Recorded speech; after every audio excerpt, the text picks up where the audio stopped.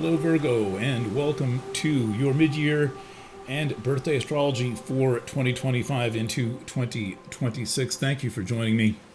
I'm Eric Francis Coppolino, your astrologer for the next hour or so. We'll try to learn how to keep my eyes open when I speak.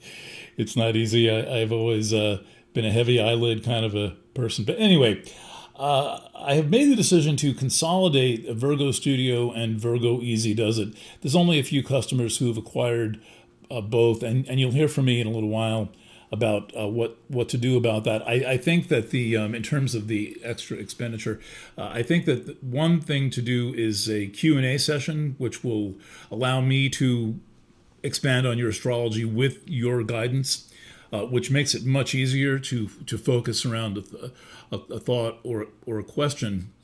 And if you know anything about my personal astrology consulting process, it is always very client-centered. So I spend a lot of time trying to figure out exactly what the needs of and preferences and what the life situation of my clients is.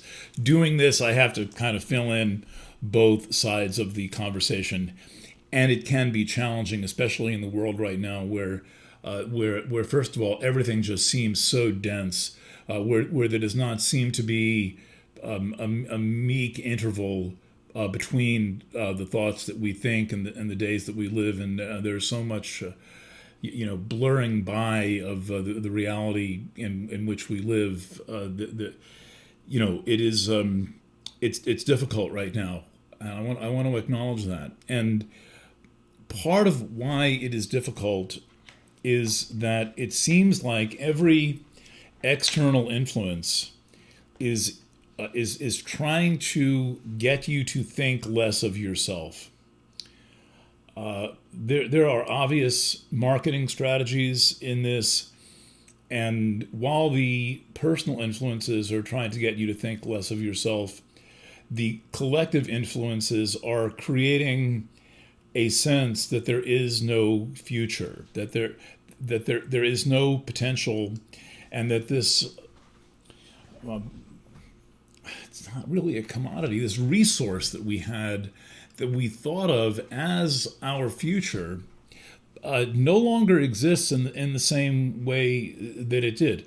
The countless trillions of dollars of debt that the world has gone into, only in recent years, only in the past few decades, that's one way of consuming the future.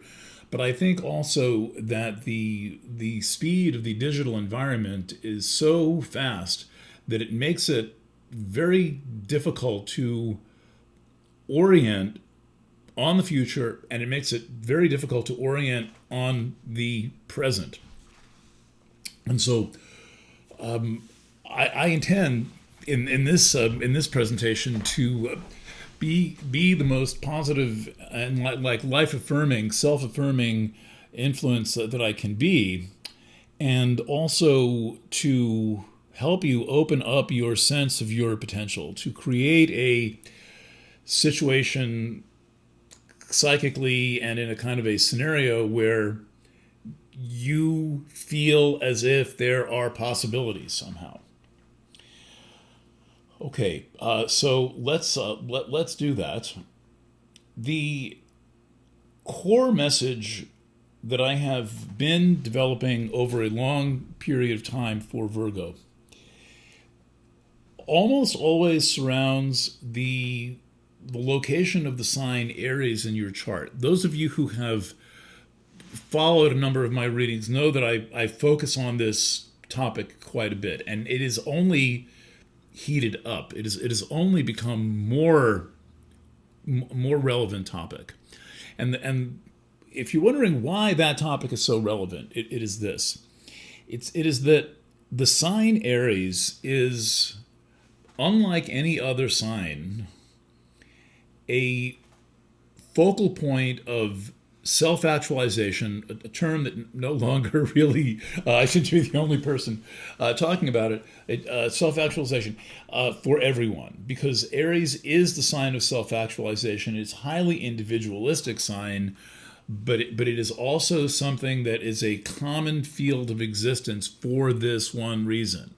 And so you could say about any sign that it's going to do its thing. Any sign in anyone's chart is going to do its thing in anyone's special. For example, Gemini is going to represent wherever it lands in your natal chart or your soul chart is going to represent something about your method of communication and concepts of language.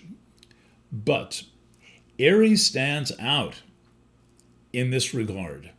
It stands out as a crucial, vital, common factor for everyone because Aries is so distinctly involved with initiation, with beginning things. And it's also very deeply involved with, as I've said, this process of self-becoming, self-actualization, making yourself actual, making yourself real. The experience of becoming who you are, which is perhaps it is an illusion in time where, let's say, for example, we exist as souls in the timeless realm, but then when we